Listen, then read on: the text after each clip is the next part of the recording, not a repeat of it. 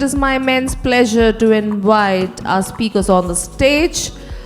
The first speaker of the session, Ruben is already here. So Ruben Anthony, the practice lead, experience solution from NCES PT Limited. Can we have a big round of applause for him? Our speaker coming up, Hemanth Jayaraman. He's a head of marketing, loyalty and travel services, Malaysian Aviation Group, Malaysia Airlines. Can we have a big round of applause for Hemanth? Our third speaker, Valeri and Jularbal, sales manager, ZMC Technologies, Singapore. Can we have a big round of applause for Valeri?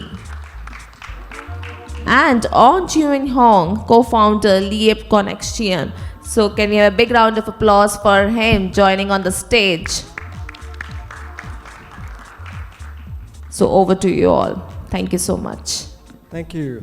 I think it's been a long day. It's a very good afternoon, good evening to you guys. I'm mindful that we're close to happy hour, so we'll just try to get the show on the road.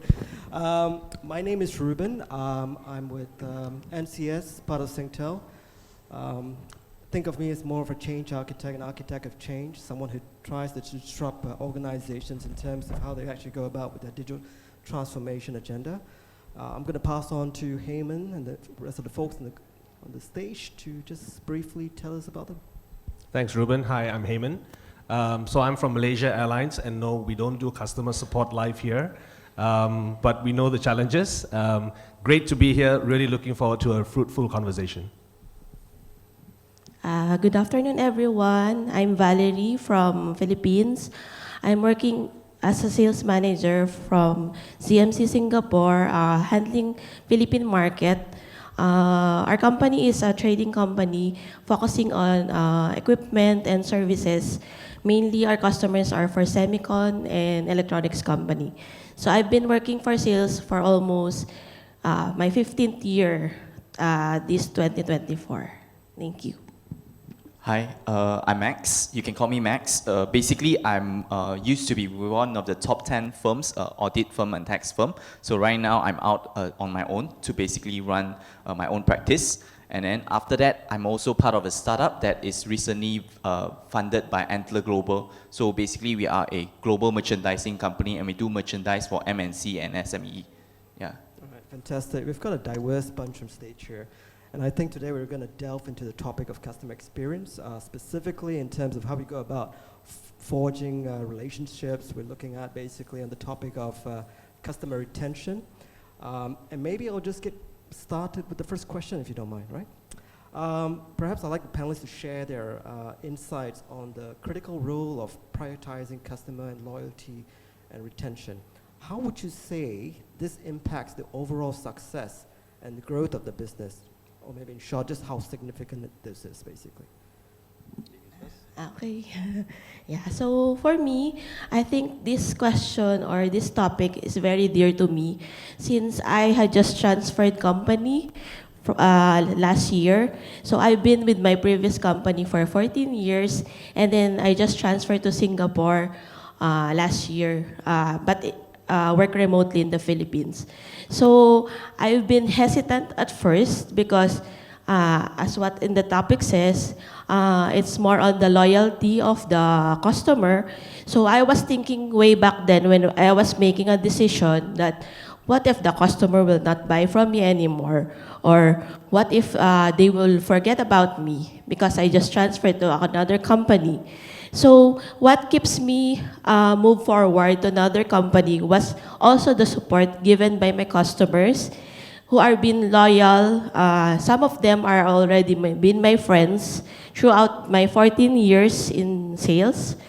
And then I think it's very much important because it's one of the most essential for a company to have a loyal customers because it will also be a word of mouth of marketing strategy to the companies because you will have a sales advocate that is free of charge. It means that their feedback will represent your company that you are doing good in terms of your products and also your services. Thank you. Yeah, so if I can just add on to that. I think for businesses, when you look at, or when you think about customer loyalty or retention, I think many marketeers, the mistakes that we do is we think of, how do I get loyalty out of a customer? How do I retain them? Very rarely we ask the other question is like, what does the customer really need? Is it something that I can offer in terms of services or products? The next question that I begin to ask myself right now, is there really something called as customer loyalty, or is it really customer relevance? And it always brings me back to this one case. If anyone remembers BlackBerry, they dominated 90% market share in Indonesia once upon a time, right? Today, no one remembers that. But BlackBerry was very strong in Indonesia for one reason: the BlackBerry Messenger, the privacy of your chat. The minute that became irrelevant, people stopped using BlackBerry. So I always struggle within this realm of loyalty and retention.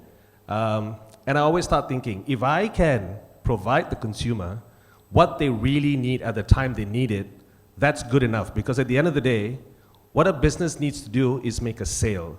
But by making a sale, by providing a product and a service when the consumer needs it at the right time. I think I totally agree with what he mentioned. Provide what the customers needs, yeah. Because at time, even as a service provider, customer will ask you, especially we are in the tax audit field, how can I save tax? Then you have to give them what they need. You give them the right consultancy. And how, I think back to the loyalty and retention, how can we keep the customer abreast? Is it email marketing? Is it podcasts? Is it, certain channels, workshops, so that we can get the customer engaged and, always come back to us for advice, being with us long-term customers, because these customers can be with us not only 5, it could be 10 years or 20 years down the road. Yeah, so I think that is what business should see in the long run. Right, thank you. So basically, in short, we have your usual customer engagement strategies, but quite essentially, it's down to the heart of it. It's understanding your consumers a little bit more, what makes them tick, understanding their needs, and then from there, you can actually just farm up your work on your strategies from there on. Yeah. Right. Moving on to the next question. On the realm of data and customer feedback, the next question revolves around the effective utilization of these insights. Panelists, could you elaborate on how businesses can leverage data or customer feedback to understand customers' behavior and in turn tailor their marketing strategies? Okay. Again, another piece of question that I struggle with. Not because I don't believe in data, it's because it's scary how reliant we've become on just data. I still remember when I was growing up, I used to remember my parents keep telling me that the thing that creates magic in a consumer's point of view is that emotional connection that a brand can develop when you're trying to connect with the consumer. I don't know if anyone here has memories of McDonald's. I definitely do. But I don't remember much of the food when I was growing up, but I know of the playground and I know the toys that I get. That's what Ronald McDonald did for me. He created magical moments for me, right? Now with data, we have become so reliant that we don't have the guts to make a decision on anything from a marketing standpoint or a sales standpoint or a business standpoint because you're afraid to make a mistake. But we tend to forget that great success comes from all the mistakes that we've made, and we learn from it. And I've always believed that the data takes you so far, and I think one of the panelists before this spoke about ChatGPT and how it's going to take over writers. I still think what makes things relevant is the combination of science, which is your data, and magic, which is your human emotions and your mind. And I always tell people this as well, right? The people that created AI are still humans. They are the ones that gave birth to AI and technology. And to say that they are going to be replaced by AI and technology, it's a little bit of a wrong statement in my point of view. So just remember, science and magic, it's needed to create that connection moment with the consumer. For me, data acquisition is very much important also for a company because it's not merely on the feedback, the compliment that we receive from our customers. It also includes the negative ones in which we can have it as a learning curve so we can check it out. Because sometimes if we, as a salesperson, we do not intend to visualize all the wrongs and the mistakes to be done. So in case of the criticism, it will be a learning curve for each one of us to improve and maybe do a better strategy because based on my experience for 14 years, customers are not always the same. They have different characters, they have different preference, likes. So it's just data acquisition is very much important for us to have reference in the future of our incoming customers as well.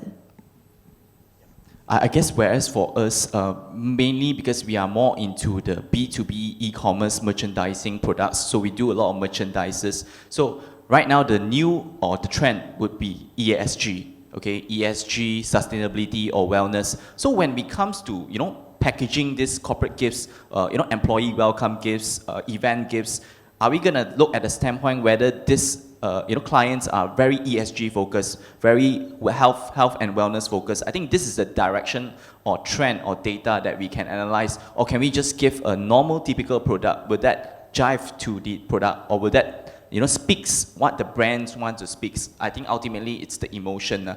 Like how can this product brings out, or this data brings out where it aligns with your your brand as well.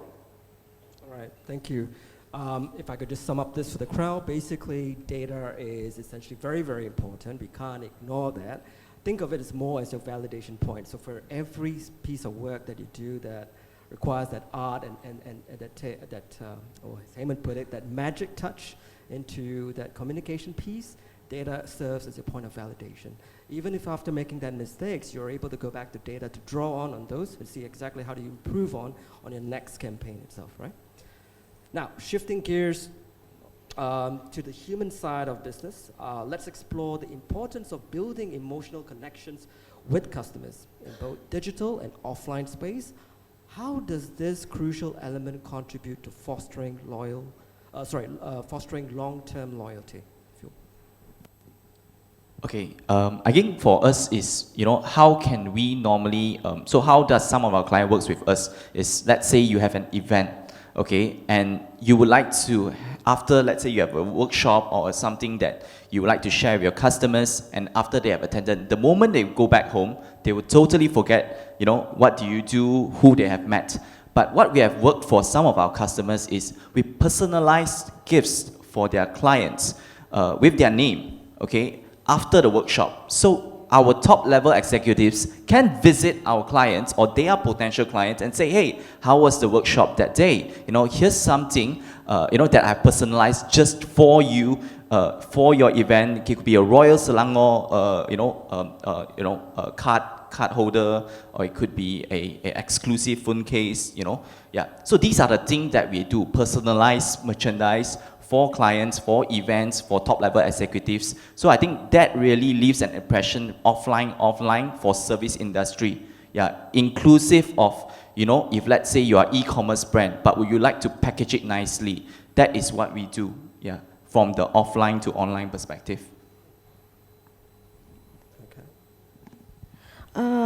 And then for me, for the emotional connections for the customers, I agree with him regarding for example, you provided giveaways or tokens, but it's not more on the material side of the giving of the gifts, but it's more on your effort, your concern, because every time you interact with your customers, there should be a connection, I think.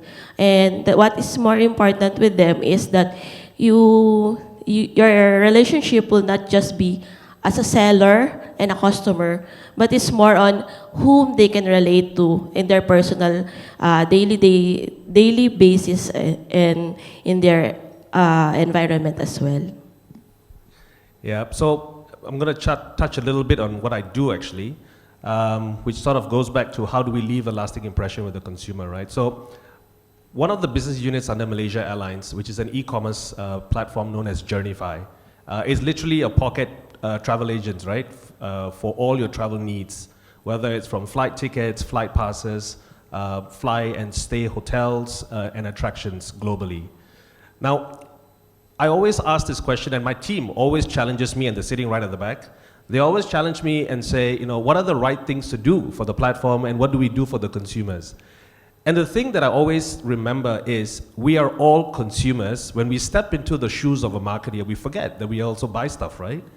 So what do we really want as consumers? We want to be recognized. We want to know that a brand knows you, especially when you have interacted with the brand for so many years. The question always lingers. I've bought so many things from you and yet you still don't know what I like. Which brings me to my next point of hyper-personalization when you do a touch-point connection with the consumers.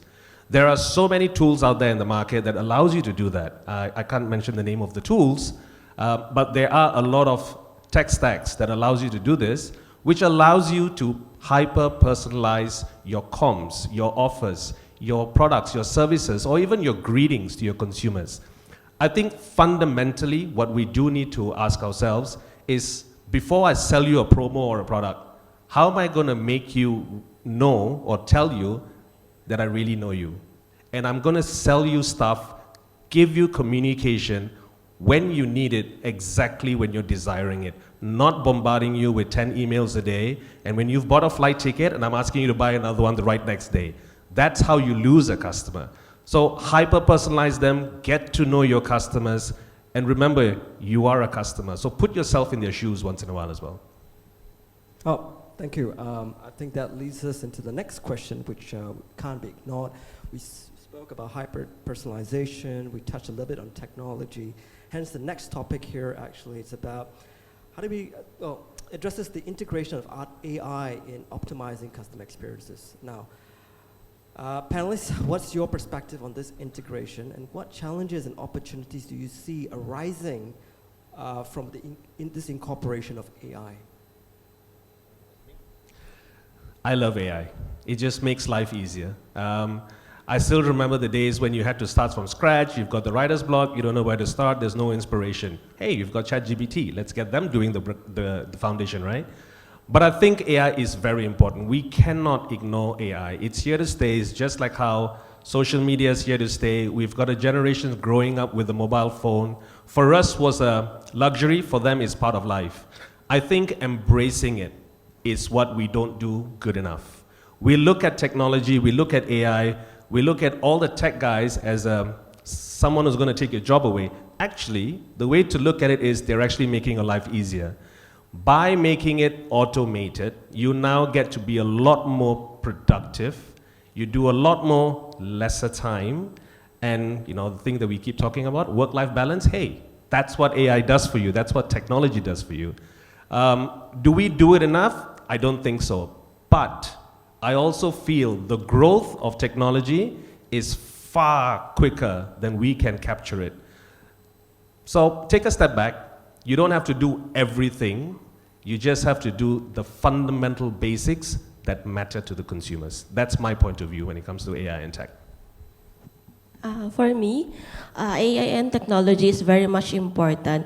Also for my company, because we customize solutions like automations, hands-free, and it's more on the machines. So it's very much important to integrate AI and technology into our business. And also, based on my sites, that some of my contacts who already retired already. So you got to mingle now for a younger generation.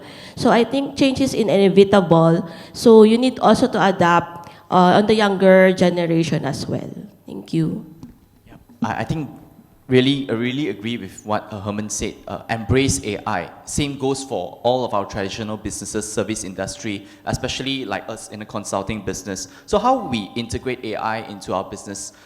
We have what we call customer service automation flow, where the moment a single click on the ad, the whole sequence will follow all the way towards the end of the workshop and towards selling and closing the sale of the service without any person involved. Yeah, so that is how AI has really helped in our business. I do not need to hire an assistant to WhatsApp my customer. Everything is being done by AI from the moment my customer click an ad. Okay, and second thing that we have already seen and it's being revolutionized is content creation. Yeah, especially when you're in the service industry, you're in the merchandising industry, you'll be creating a lot of content. Yeah, so right now there is even a way for you to do a even for studios, yeah, for studios, digital marketing, or even you know, for those who are doing video marketing, they can even come up with storyboard and, you know, tell you what are the types of ads you need to shoot. Then all you have to do is tweak based on the story you want. Yeah, it has even gone to the extent already. Yeah, okay.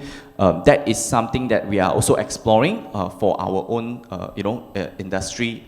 And another one for the merchandising, we have already looked into building a platform in terms of customizing the type of gift with your type of color and logo with AI's integration. That has been something that we are trying to integrate into businesses. Yeah. Right. I think just on my part, I think I've seen a lot of AI technologies in use. The only thing I'll probably say to you guys in the room today is that embrace AI. Love it or hate it, you still need to embrace it, because it's just the tip of the iceberg, right? Whatever we've seen from branding to content creation to customer engagement to workflow management, it is just the tip of the iceberg. We have not seen that wave kick in just yet. So embrace it. The whole heart, just embrace it, right? With that, I'm just going to open it up to the floor for questions, if you have any.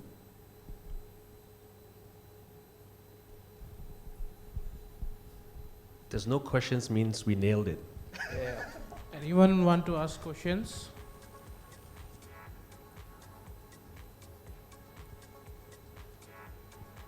Anyone?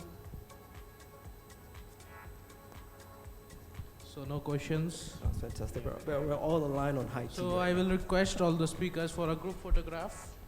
Oh, sure. Thank you.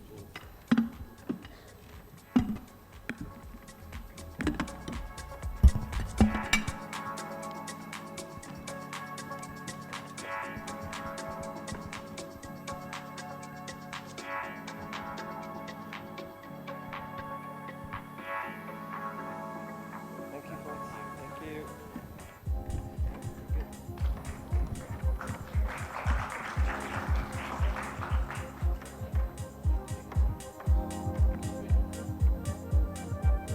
I request Valeri to wait for the certificates.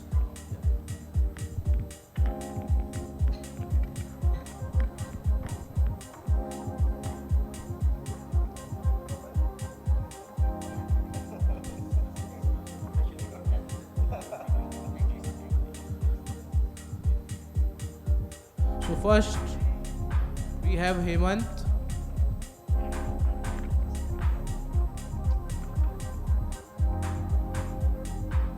Come on guys, huge round of applause for Hemanth.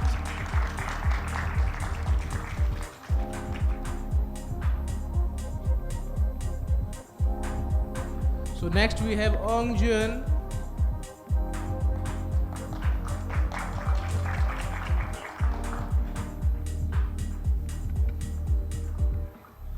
Next I would like to call Valeri. Come on guys, huge round of applause for Valeri. And then the moderator of the session, Ruben.